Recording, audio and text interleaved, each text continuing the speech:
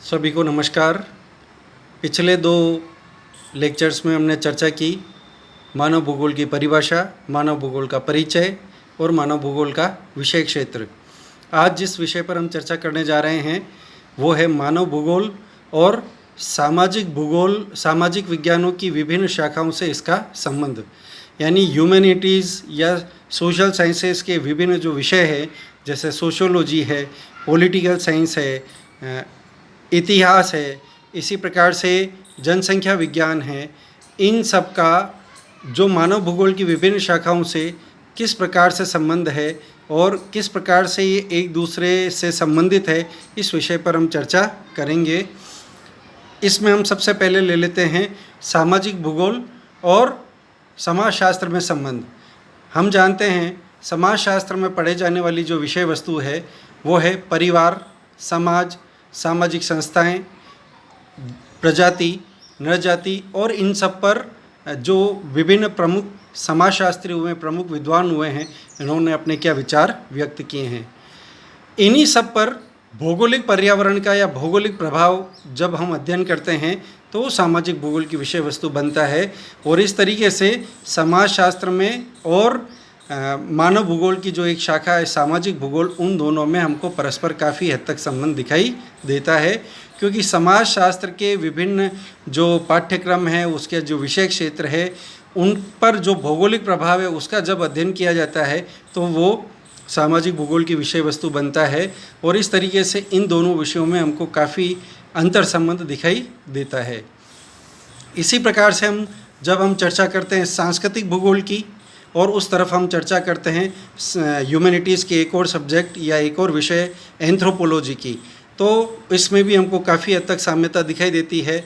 जो हमारा सांस्कृतिक भूगोल है वो मनुष्य के खान पान, रीति रिवाज, आचार विचार, इन सब पर जो भौगोलिक प्रभाव पड़ता है उसकी चर्चा हम सांस्कृतिक भूगोल के अंतर्गत करते हैं। एंथ्रोपोलॉजी के अंदर भी मानव की जाति, प्रजाति, उनकी उत्पत्ति, उनके वितरण क्षेत्र और उनकी विभिन्न प्रकार के जो समूह हैं, उन समूहों की चर्चा की जाती है। और उसी पर जब भौगोलिक प्रभाव की हम चर्चा करेंगे तो वो मानव भूगोल, सांस्कृतिक भूगोल की विषय वस्तु बनता है। तो एंथ्रोपोलॉजी या मानव शास्त्र और जो मानव भूगोल की शाखाएं हैं, जिसमें हम सामाजिक भूगोल भी कह सकते हैं और सांस्कृतिक भूगोल भी कह सकते हैं, इन दोनों शाखाओं का संबंध एंथ्रोपोलॉजी से या मानव भूगोल से हमको काफ़ी हद तक साम्यता लिए हुए महसूस होता है। इसी प्रकार से एक और महत्वपूर्ण शाखा आ जाती है जिसको हम कहते हैं राजनीति विज्ञान। राज्य की प्रकृति, राज्य के तत्व, राज्य की विभिन्न जो राजनीतिक संस्थाएं हैं और जो राजनीति शास्त्र के विद्वान हैं, उन्होंने इन सारे विषयों पर क्या अपनी बात रखी, उन सब की चर्चा हम करते हैं राजनीति विज्ञान के अंतर्गत। और इन्हीं सब पर जब हम जो भौगोलिक प्रभाव है उसकी जब चर्चा करते हैं तो राजनीतिक भूगोल की विषय वस्तु बनता है। तो इस तरीके से राजनीतिक भूगोल और जो राजनीति विज्ञान है, इन दोनों में भी हमको काफ़ी हद तक साम्यता दिखाई देती है। कुछ उदाहरण से और मैं बात स्पष्ट करूँगा। कोई भी स्टेट है, जो राज्य है, राज्य के 3 तत्व मुख्यतः माने जाते हैं। एक निश्चित उसका भूभाग, एक वहाँ की जनसंख्या और वहाँ की संप्रभु सरकार। इन 3 से मिलकर के राज्य बनता है। इस राज्य की, जिसको हम देश के रूप में सामान्यतः जानते हैं, पॉलिटिकल साइंस में हम उसको राज्य कहते हैं। किसी भी राज्य के ताकतवर होने के पीछे वहाँ के भौगोलिक प्रभाव काफ़ी उत्तरदायी होते हैं। भारत काफ़ी समय तक बहुत शक्तिशाली और बहुत शक्ति संपन्न राज्य के रूप में, अर्थात देश के रूप में रहा, तो उसके पीछे यहाँ के भौगोलिक कारक थे जो इसको एक प्राकृतिक सुरक्षा प्रदान करते थे। कालांतर में भारत पर आक्रमण हुए और यहाँ की जो राजनीतिक परिवेश है उसमें बदलाव आया, तो उसके पीछे भी यही कारण था। जो ऐसे सुरक्षा के हिमालय पर्वत का जो क्षेत्र था और बाकी वहाँ से जो छोटे छोटे दर्रे थे या ऐसे जो मार्ग थे जो आक्रमणकारियों द्वारा ढूंढ लिए गए, उसके रास्ते वो भारत में प्रवेश कर गए और इस प्रकार से धीरे धीरे यहाँ का राजनीतिक परिवेश बदला। संयुक्त राज्य अमेरिका की हम बात करें, वो बहुत ताकतवर इसलिए है, 2 तरफ से समुद्र उसकी रक्षा करता है, 2 तरफ उसके मित्र देश हैं, तो उसका अधिकतम जो खर्च है वो रिसर्च होती है, डिफेंस रिसर्च होती है उस पर ज़्यादा खर्च होता है और डिफेंस पर उनको काफ़ी कम खर्च करना पड़ता है और इस तरीके से ये अनुकूल भौगोलिक स्थितियाँ उसको बहुत शक्ति संपन्न बनाती है। ब्रिटेन के बहुत समय पावरफुल होने का कारण था वो एक द्वीप था, आइलैंड था, चारों तरफ से जलीय मार्ग होने के कारण से उसको एक प्रकार से सुरक्षा थी। हालांकि आज का जिस प्रकार का वातावरण बना है उसमें जो स्थितियां बनी उसमें एटॉमिक जो वेपन्स कई देशों के पास हो गए, मिसाइल्स और ये जो आधुनिक तकनीकी है उसके कारण से कई सारे देश एक दूसरे के दायरे में हैं। लेकिन प्राचीन समय में भौगोलिक जो सुरक्षा है, भौगोलिक या प्राकृतिक परिवेश है उस देश को, किसी भी राज्य को सुरक्षा प्रदान करता था, साथ ही उसके शक्ति संपन्न या ताकतवर होने में भी महत्वपूर्ण भूमिका निभाता था। वोटिंग पैटर्न की हम बात करें, किस प्रकार से मतदान का व्यवहार रहेगा, उस सब को भी वहाँ का भौगोलिक प्रभाव निर्धारित करता है और ये सारी चर्चा हम राजनीतिक भूगोल के अंतर्गत करते हैं। तो राज्य के तत्व, राज्य की जो ताकत है, राजनीतिक संस्थाएं हैं, राष्ट्रीय संस्थाएं हैं, अंतर्राष्ट्रीय संस्थाएं हैं, इन सब पर भौगोलिक प्रभाव का अध्ययन राजनीतिक भूगोल की विषय वस्तु बनता है। और इन सब की जब हम चर्चा सामान्य रूप में करते हैं तो वो राजनीति विज्ञान, पॉलिटिकल साइंस के रूप में हमको ह्यूमैनिटीज़ की या सामाजिक विज्ञान की एक बहुत बड़ी शाखा के रूप में दिखाई देता है। इन दोनों के बीच में भी काफ़ी बड़ा संबंध हमको इस प्रकार से दिखता है। हम ऐतिहासिक भूगोल की बात करें, इतिहास और ऐतिहासिक भूगोल इन दोनों में काफ़ी साम्यता है। इतिहास में हम किसी भी क्षेत्र विशेष में विभिन्न कालक्रमों में प्रारंभ से लेकर के और अब तक जो किसी भी देश का, किसी भी क्षेत्र का प्रारंभिक कालखंड था, जहां उसकी स्थापना हुई, वहां से लेकर के कालक्रमानुसार जो परिवर्तन हुए हैं उनकी चर्चा हम इतिहास के अंतर्गत करते हैं। ऐतिहासिक भूगोल में हम वो जो कालक्रमानुसार परिवर्तन हुए उस पर भौगोलिक प्रभाव क्या रहा उसकी चर्चा करते हैं। और इस तरीके से हम देखेंगे इतिहास और ऐतिहासिक भूगोल इन दोनों के बीच में भी काफ़ी हद तक साम्यता है, इन दोनों के बीच में भी काफ़ी हद तक संबंधों में समानता हमको दिखाई देती है, काफ़ी हद तक इनकी विषय वस्तु मिलती है। इसी प्रकार से हम जनसंख्या विज्ञान की चर्चा करते हैं। पॉपुलेशन, जनसंख्या के आकार, वितरण, उसकी वृद्धि दर, उसकी साक्षरता, वहाँ ग्रामीण नगरीय जनसंख्या का अनुपात, लिंगानुपात, अनुसूचित जाति, जनजाति या धार्मिक जातिगत संरचना के हिसाब से जनसंख्या का स्वरूप, इन सारी चीज़ों पर, कार्यशील जनसंख्या, ये उसके अनेक कई सारे मानक हैं। इन पर जब हम चर्चा करते हैं तो जनसंख्या विज्ञान की विषय वस्तु बनता है, जिसको हम डेमोग्राफी या पॉपुलेशन साइंसेस भी कह सकते हैं। इन्हीं सब पर जब भौगोलिक प्रभाव का अध्ययन हम करते हैं तो जनसंख्या भूगोल की विषय वस्तु बनता है।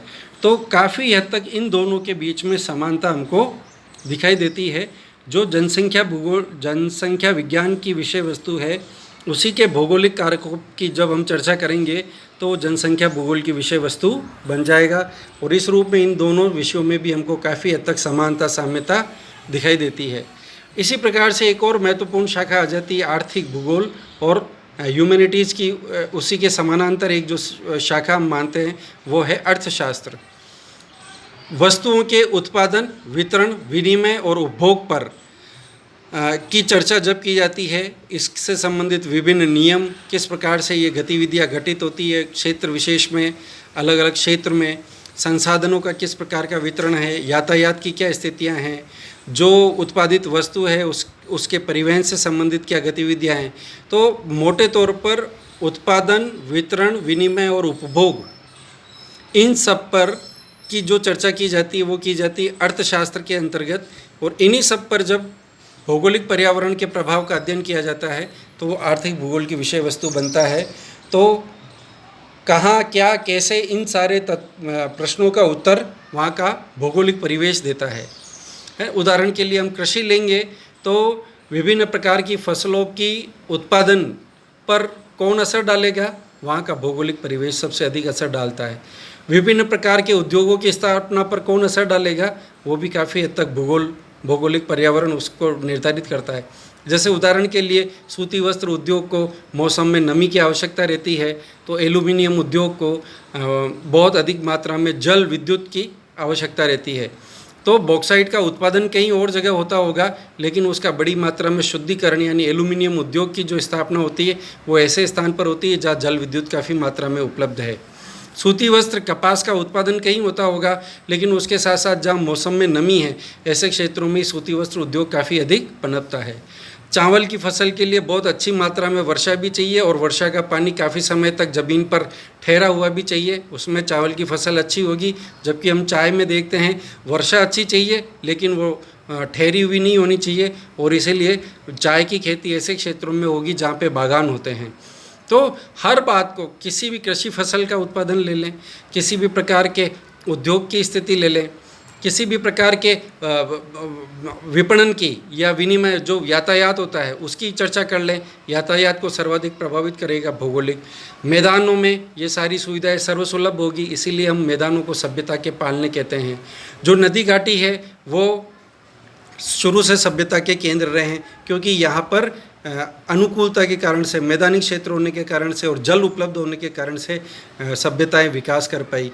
तो प्रत्येक आर्थिक गतिविधि को प्रभावित करने के पीछे मूलतः जो तत्व रहेगा वो कहीं ना कहीं वहाँ का भौगोलिक पर्यावरण रहता है, और इस दृष्टि से आर्थिक भूगोल और अर्थशास्त्र इनका विषय भी हमको काफ़ी साम्यता दिखाई देती है। और इस तरीके से हम देखेंगे मानव भूगोल के जो विभिन्न शाखाएं हैं उन पर, और जो सामाजिक विज्ञान की या ह्यूमैनिटीज़ की अलग अलग शाखाएं हैं उनमें, अर्थशास्त्र आर्थिक भूगोल में, सामाजिक भूगोल और समाजशास्त्र में, राजनीतिक भूगोल और राजनीति विज्ञान में, ऐतिहासिक भूगोल और इतिहास में, डेमोग्राफी और जनसंख्या भूगोल में, और इसी प्रकार से आर्थिक भूगोल और अर्थशास्त्र में, ऐसे ही अनेक शाखाओं में काफ़ी उसकी जो विषय वस्तु है, उसका जो पाठ्यक्रम है, उसमें हमको काफ़ी हद तक समानता दिखाई देती है। और इस कारण से मानव भूगोल की जो विभिन्न शाखाएं हैं और सामाजिक विज्ञान की और ह्यूमैनिटीज़ की जो विभिन्न शाखाएं हैं, उन दोनों के बीच में विषय वस्तु या पाठ्यक्रम हम लेवें तो उसमें काफ़ी हद तक हमको साम्यता दिखाई देती है, और लगभग ये अन्योन्याश्रित एक दूसरे पर डिपेंडेंट सब्जेक्ट्स के रूप में हमको दिखाई देते हैं। बहुत बहुत आभार। अगली कक्षा में हम मानव पर्यावरण संबंधों की व्याख्या करेंगे।